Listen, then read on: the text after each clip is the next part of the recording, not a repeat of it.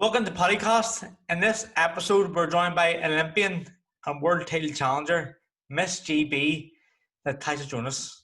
So, Natasha, I want to know, being a female out there, how you get started in boxing? Yeah, it was just a mistake, really. I was playing football. I obviously got injured, came home. I'd put on a lot of weight because I had done no exercise for about a year. And some woman bugged me and bugged me and bugged me to go to the boxing gym and join a like women's only night.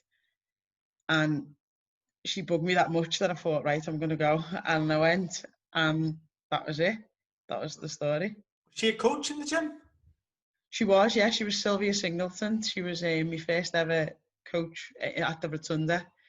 It was my only ever amateur club. I stayed there and never left, and left the oldest person there now. See, you can correct me if I'm wrong, but is there many female coaches in England, but even at that time?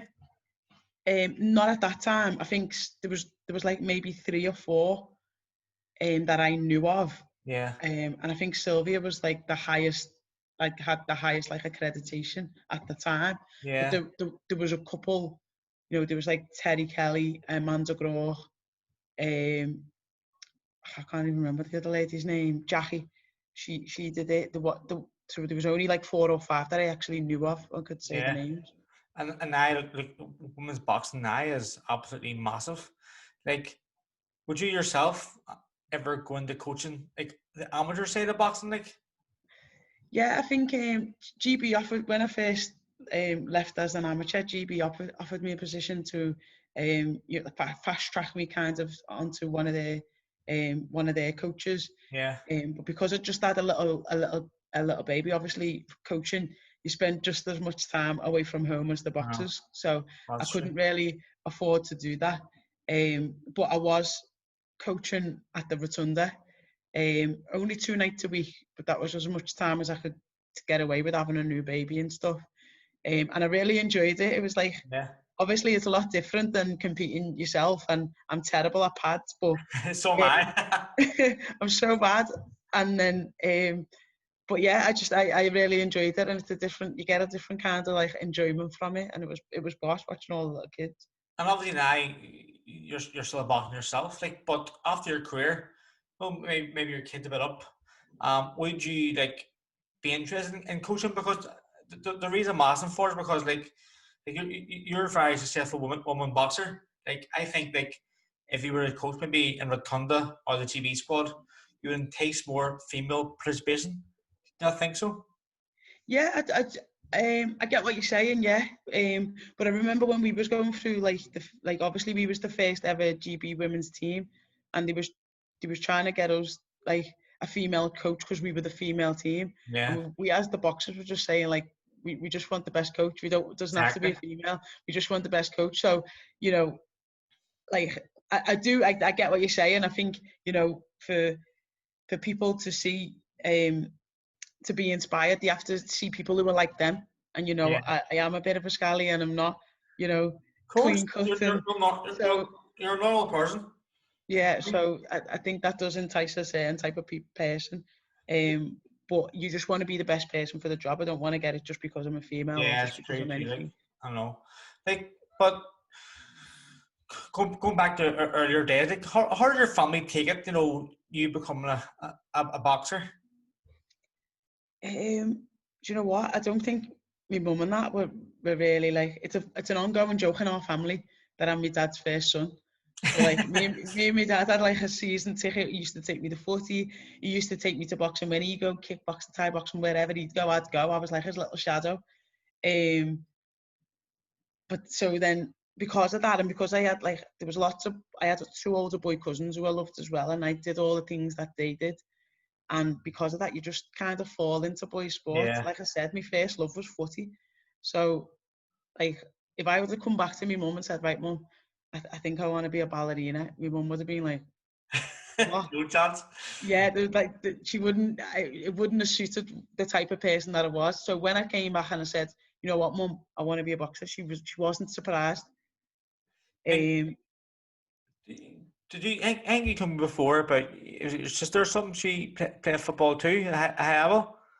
Yeah. She plays for Lyon now. She's played for City, played for Everton, and she plays for England. Nikita Paris. Class. And you're talking about footballer. Obviously, you're a Scouse. Everton, Liverpool. Liverpool. Liverpool. Well, I was training in Liverpool for a while in Danny Matthews' gym. Oh Obviously, yeah. my coach was Danny Vaughan, so for a while I was a mad Everton fan. Went to a few games. Oh, someone's got to. Someone's got to support them. No, here, right? So obviously you started boxing quite late, didn't you? Yeah, I didn't start. Like I said, I was like going pretty far in football. Getting to that like kind of England level stage, and um, so by the time I got my injury and stuff, I was 21. I was 20 when I got my injury, and 21 when I first ever went to the Rotunda. And because you'd like I was older, do you know what I mean? And Yeah, I'd been quite disciplined in the football, so I was like, I knew kind of what I needed to do to get where I wanted to go. I was like over the whole like I'm 15 going out with boys kind of thing. So it was just I was like a young adult ready to yeah. do something else. Do you know what I mean? So tell me, how long did it take you like to win your first national title? I wasn't brand new to punching. Everyone in our family, because of my uncle, he owns his own karate gym. So everyone in Yeah, our family has done some form of karate or martial art. I've done a bit of Thai boxing years and years ago. Not fought anyone, just trained. So I wasn't brand new to punching. yeah. Um, so it took me 6 months. I started in the January and I won my first title by the June. Like, tell me again, what year was you started boxing again? If you can remember. I think it was 2005. 2005. Well, there you go, because I remember 2009 at the European Championships. Now, I don't know if it's your first major, but you beat, actually, you fought a Turkish fighter. Correct me if I'm wrong, Guslam Tartar. Yeah. And the reason I know what name for it, because he's fought Keith here before as well. Yeah, He's a brilliant yeah, fighter. He got a bronze. She was a multiple European champion. Again, I knew her because of Katie Taylor. I knew you lost by a point. So was that kind of your standout tournament that brought you on the scene, do you think? yeah, definitely. I think it was in my hometown as well because I was in Liverpool, weren't Yep. it? And yeah, I just like obviously you got like all the tournaments that you go to with us for England, like are always away. Yeah. So like my family don't really come and travel, especially not to the crap places anyway. You know what it's like. So when we was at home, like I come from a massive family, they was all coming every day, every session. So like I don't even think I don't even think I think that was my first. Oh no, it wasn't. It was my second time I'd ever won a medal at a tournament. But it was like a big thing because my family was there, so I wanted to Yeah. impress, and I wanted like I was in my home city as well, so I was like, oh, I need to do well, and got me bronze medal. Like, But like a bronze medal, like, Europeans is like there's three majors take away from Hall of Fame, but World European Olympic Games, yeah, and to get a medal at the Europeans, especially being from Ireland to the UK, it's a massive yeah. achievement, like, really, you know what I mean? Because it's always Eastern European countries doing the best. Oh yeah.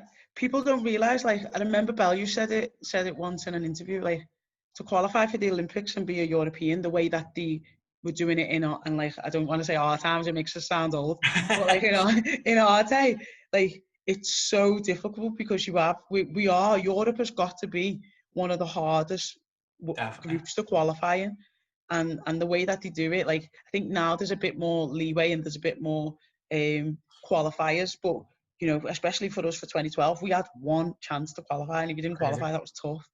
So, like, yeah, Europe is so hard to even get out of the group, and like you say, to even medal in a Europeans is massive because that's like one of the toughest groups in like the world. Yeah, because I remember for girls, like obviously London was the first girls Olympics for boxing, and I think you need to be last eight in the world, was it, to qualify? Yeah, So it just shows you how tight it was to get a spot. Um, but before being going to the Olympics, the European Championships you fought in as well again in 2014. This time you had a silver medal, losing to Russia in the final. Mm. This Russia was a girl that you already beat before. What do you think yourself happened there? You know what? I don't know. I think that was the kind of thing leading up to the Commonwealth Games, and I can't even put myself back there, to be honest. But there was a big rivalry between me and Chantal Cameron at the time, Yeah. and she'd lost to, I think, Marcelli quite early on. Yeah, the French girl. Yeah, the French girl. So it was either Marcelli or Katie that she'd lost to, and it was whoever got the furthest in the tournament was going to the Commonwealth Games.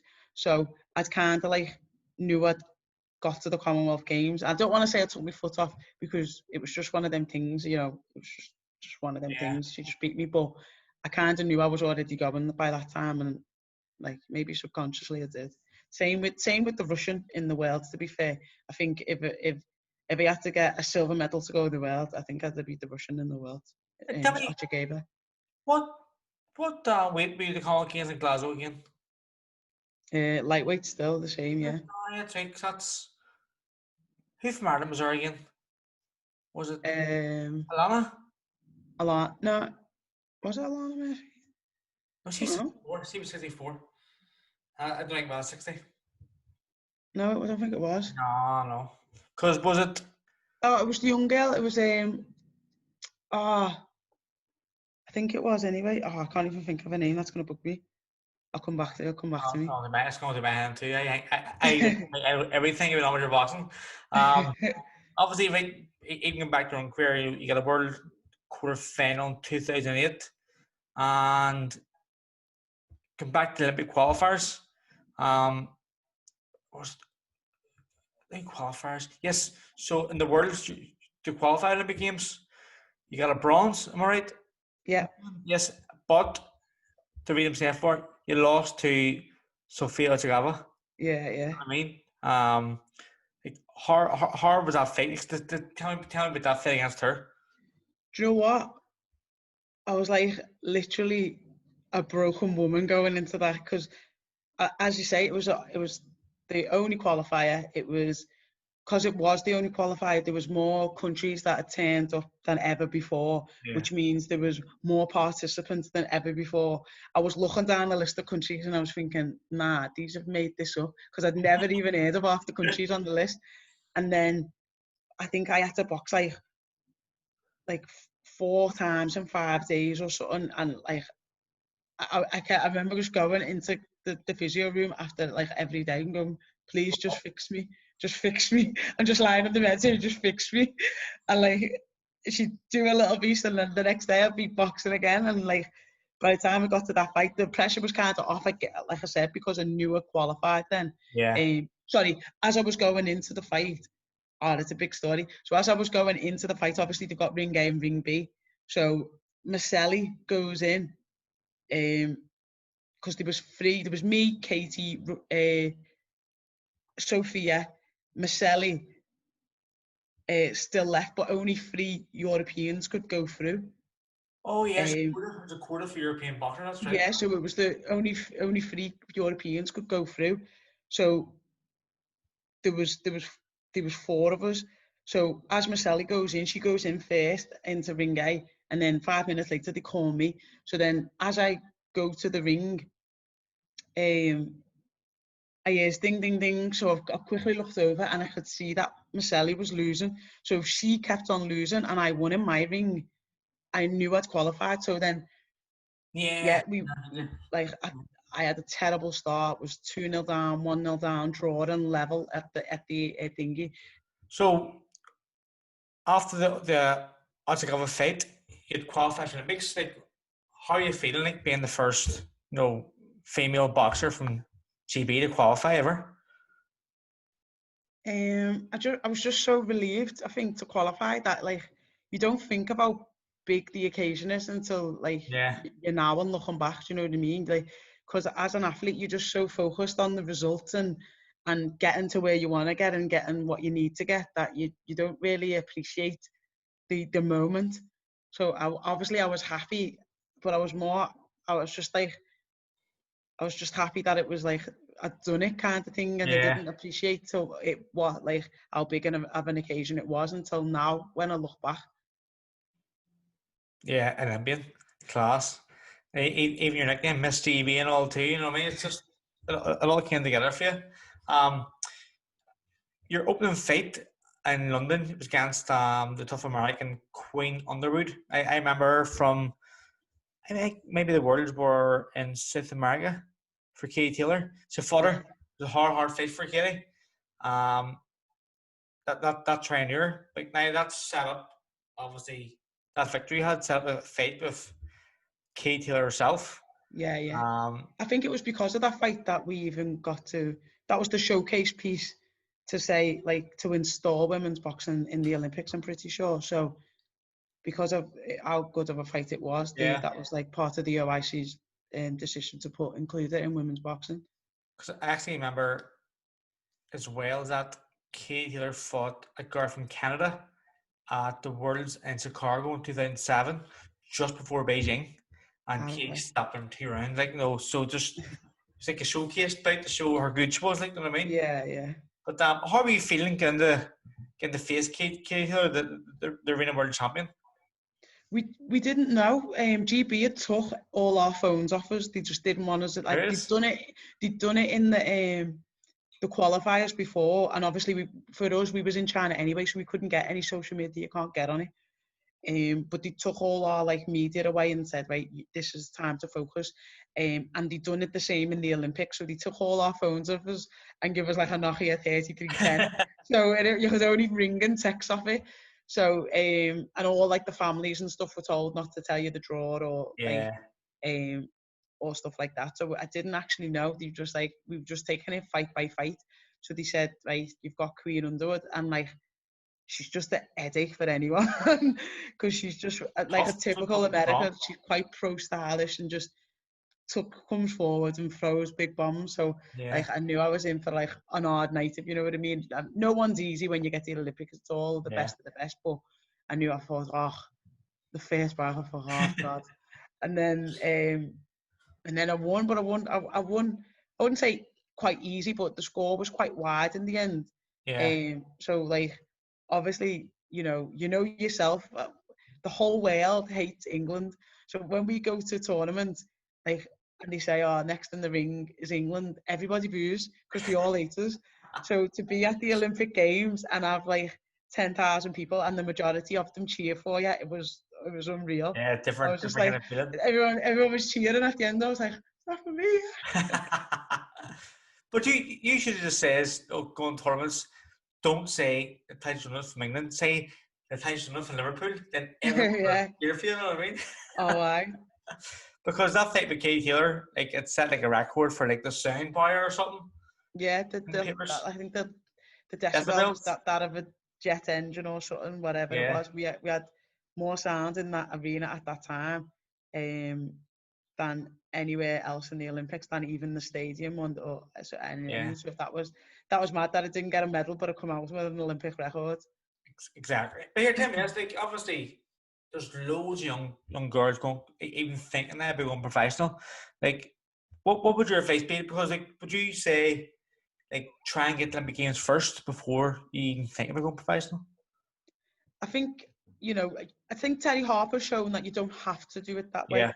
Yeah, But personally, I think it's a good way to go. Obviously, you've got like you you know the experience you get on them travels and in them tournaments is invaluable. You know, yeah, there's lessons you learn all the time, and even though it's mad in the amateurs because you lose, but you know the next month you're just going to go to another I know. tournament and you can kind of keep it up. But in pro, it's like different. You got to wait months for that to happen again. So, and it's a bit more of a business, as you know, it's a bit Of more course, not businessy. really a sport, isn't In it? and that kind of got me because as GB, we were kind of babied, like, and I don't mean that in like we're not like footballers, do you know what I mean? But like, our nutritionalists there, our doctors there, or physios there, the best coaches in the country are there. You know, they pay for you to go to camps all around the world. And then when you're pro, it's like, okay, then now you got to pay for that yourself. And Yeah, like, that's you know, terrible. you get a wage, but you know, 10% goes here, 10% goes there, 10% goes here, and you know, all money's dishing out for nutritionists, physios, SSC coaches, everything. And you're like, whoa, I didn't expect that. But that's like that's That's the reality. business side. Yeah, that's the reality of it. And I just think, just generally anyway, the experience that you get as an amateur is like, I think when you get to them tough times in the pros, that you've got that to fall back on. So like you can get like kind of stuck in the, if you haven't been in that. Like, it's interesting you're saying about the experience, which is an obvious thing, but as well, I think, not just girls, like fellas too. Olympic games, Commonwealth games, the main thing there going to pro boxing, because it is a business, is fighting in TV. Like, you're fighting on terrestrial TV for free, so everyone in your area or country knows you because you're fighting for your country in these Yeah. massive platforms. So that's why I think like people should definitely stay for Commonwealth games and Olympic games. You know what I mean? Yeah, definitely. But obviously, I don't know about in Ireland, but you in the GB setup, you have to be signed to them 4 years. So you couldn't just do 2 years and do the Commonwealth then leave. You have to sign for the 4. Oh, okay. I was not else. Oh yeah, so like, but you know, I do think like yeah, you've got a name already, and then people, if Yeah, you've got that Olympic experience and that name of going to the Olympics, people want to follow your journey. That's why, you know, Nikki Adams done so well. That's why Clarissa Shields has done so well, because people know who she is already, yeah. and and Katie, you know, they know who she is, so they want to follow where she's going next, because you know they're likable people.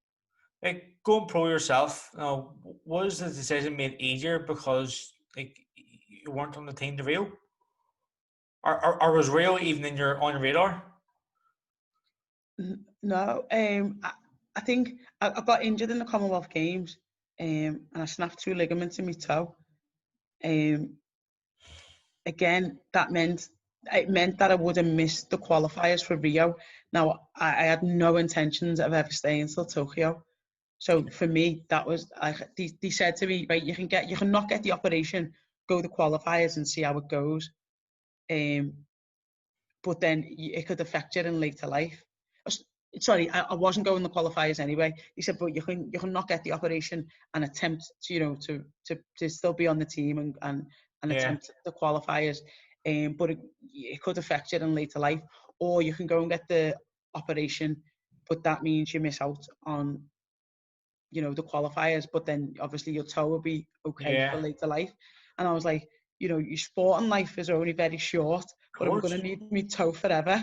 So I was like, right, I'm gonna have to get the operation. So I got the operation, which obviously meant I missed the qualifiers, which meant I weren't ever gonna get to Rio, which meant I was never staying to Tokyo. Yeah, So that was the end of my career, really.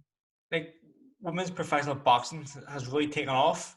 A big to make big domestic names, such as yourself, Kay Taylor, Chantal Cameron, and even further afield, he mentioned there a girl called Clarissa Shields, and even like the Toronto sisters.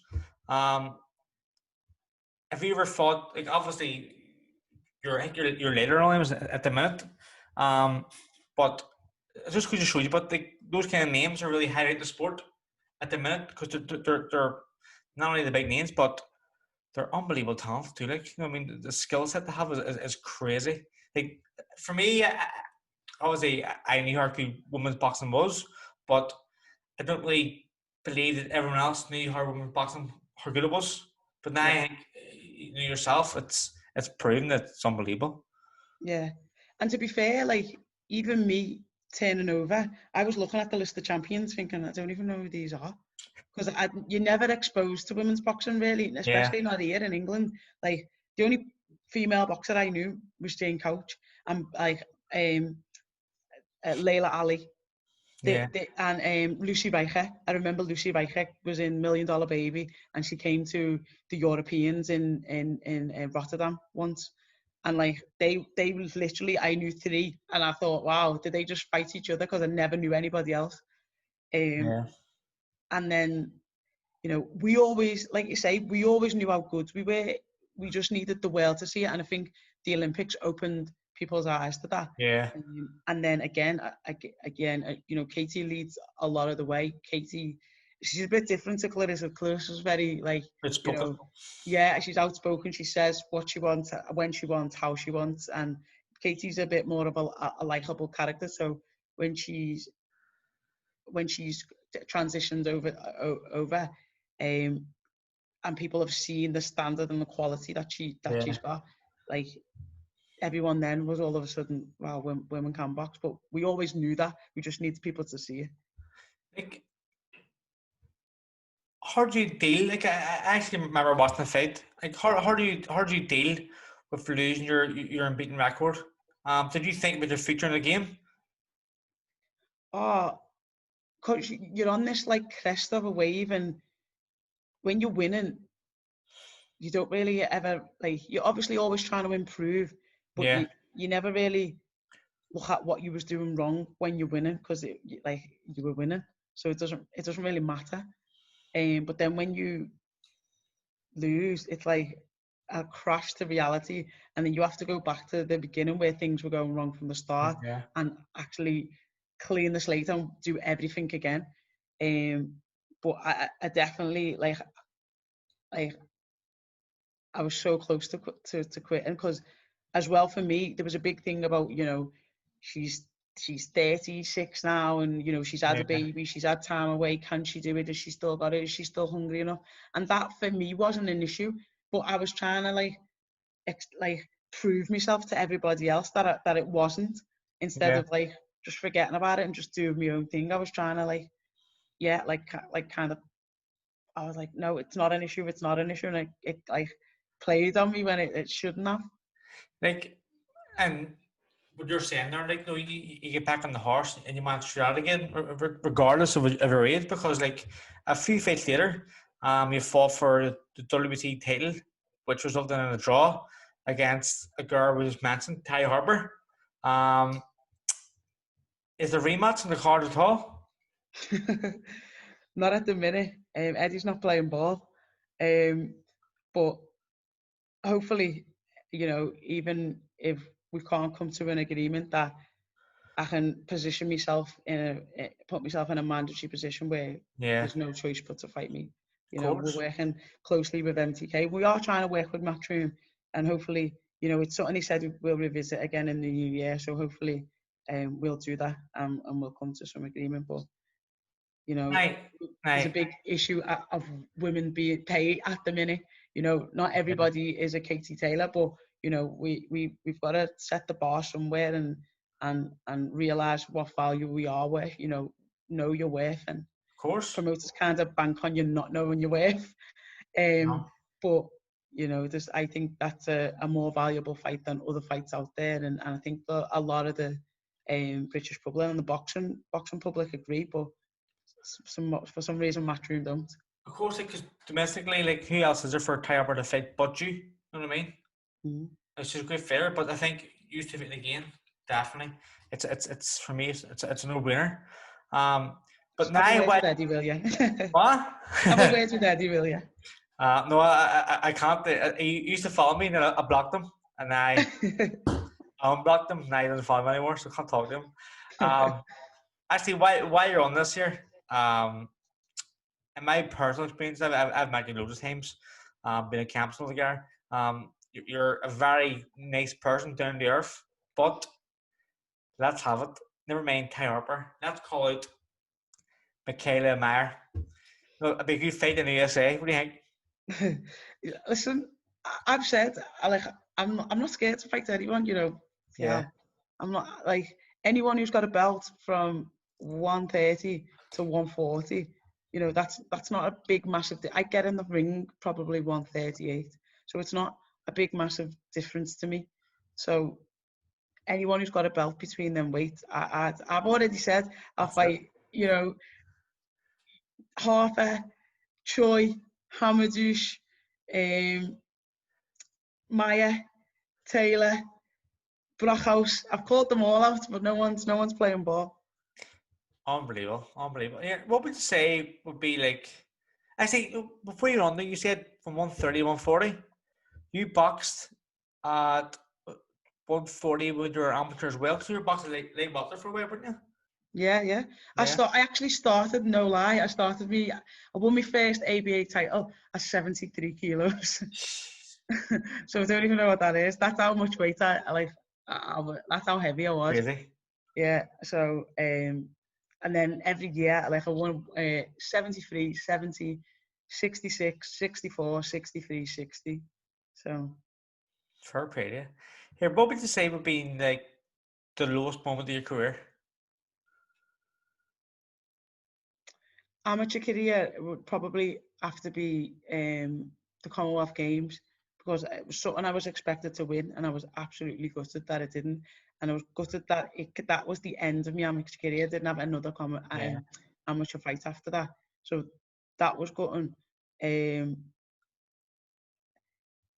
as a pro, God, I don't know whether it's the Oberhof or the Harper.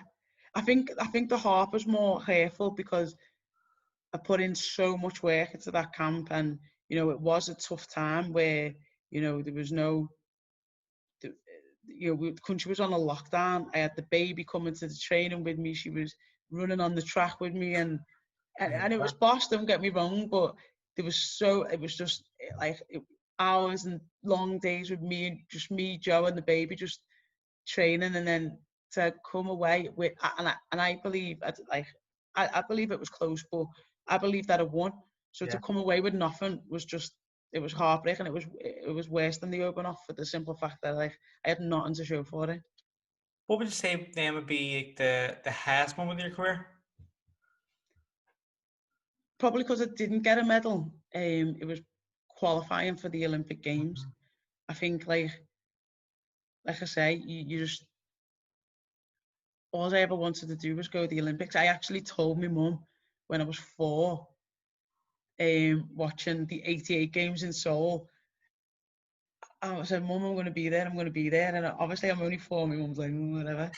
And like, it took me 24 years, about 305 different sports, but I got there in the end. And like, I didn't know that story. That's the story that she told me later on. But it just goes to show that, like, you've got a dream, no matter how big it is, or no matter how far fetched it seems to other people. Yeah. You never give up. You work hard and you try your best.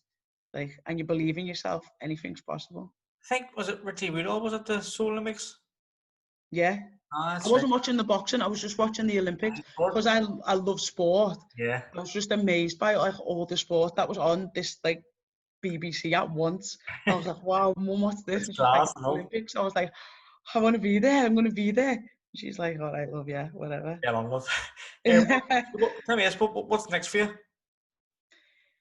Hopefully a title fight of some sort. If not, I get back in the ring, warm up, fight for the title fight, and I'm getting on now. I hate to say I'm getting on, but I'm getting on, and I haven't got a lot of time left, and I just want to, I want to Big fights, achieve as pretty much cool. as I can. Like, have you ever thought about a crossover fight, which is massive at the minute? Like, boxers crossed over to MMA. Like, there's loads of talk about this at the minute. Have you ever thought about it? Again, like, I'm not brand new to kicking or anything, and I was training a little bit with Molly McCann down in Next Gen over this side, over in Liverpool, and I'm on, like, I watch the UFC. I wouldn't say I'm a big fan, but I watch it, and I'm an armchair fan. I watch the big fights, and I'm like, why don't you just do this? Why don't you just do that? And like, you realise that when you're in there, it's very technical. So if you Yeah, just do that, you end up in a choke in another way. And it was crazy. But I really enjoyed it. So I would never say never. I mean, it's not something that I've got me eye on at the minute. yeah, Boxing first and foremost has always been, it's always been there. But I'd never say never. If someone's saying, if boxing's not providing, then of I can course. understand why, like, Serrano sisters, Clarissa Shields, or, Heather Hardy, I can understand why they do turn over, because, if you're getting offered, and to be fair, you're probably a little bit more appreciated in MMA. No one questions when, you know, Holly Holmes, Ronda Rousey, Amanda Nunes, any of the Cyborg, any of them women are topping a bill. No one questions it. No one. No, UFC no. fans are quite, you know, open to the idea that women are going to headline shows, and there isn't this big thing. But like, you know, boxing, we've got a lot better, but like we still have this thing of doing boxing. It's not. It's just But like boxing. you mentioned Molly McCann there, like for a while there, she's training in Belfast all the time. So I have been training her every Sunday. Oh, Bro, I see it. I see and she can punch hard. I see her elbow kicks. I wouldn't think you'd hit by one of them. it. So it's good you mentioned her too. In it. Two good fighting women scouts. That's it here. Oh, aye. You don't want to be like for your dinner in our house. um, we're going to do a quick fire round, okay? Okay. Oh God. If you could choose a different sport, what would it be? Tennis. Tennis. Yeah. Um, who would you say would be your greatest rival? History. Take Katie Taylor. Me, Taylor. Did you have any pre? Oh, sorry. Did you have? Do you have any pre-fight superstitions? Shave my legs. Have you got a favorite quote or a favorite saying? You have three names in life. One you're given, one you inherit, the other you make for yourself. I like it. Never heard it before. It's a good one actually. Um, who's your favorite sports person, either past or present? Oh God. Tanya Gray Thompson, who's a Paralympic athlete. Where's she from? Um, she's from Great Britain. She's Yeah, from London, I think she's from. She was the first person that ever really got me interested in the Paralympics, and she was very successful. Now she yeah, uses her platform to. She's a member of Parliament now for, you know, is an activist for, you know, disabilities and rights. So I think right. you've got that platform. You're able to Yeah, of use it course. positively. Yeah.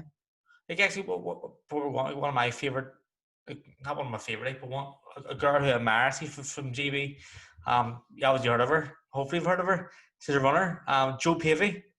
Yeah. Yeah. You know why I like her for? Because like she was like 40 or 39 when she won the European Championship Yeah. running, but she just had a kid the year before.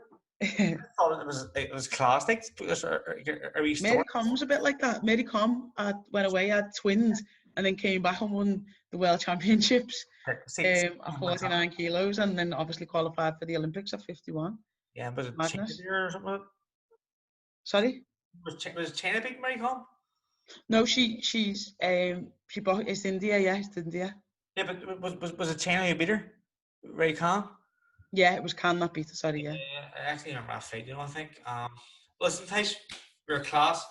Thanks for being a Cheers, part nice of the one. podcast. No, you're all right. I wish you all the best for the future. Okay, cheers, nice one.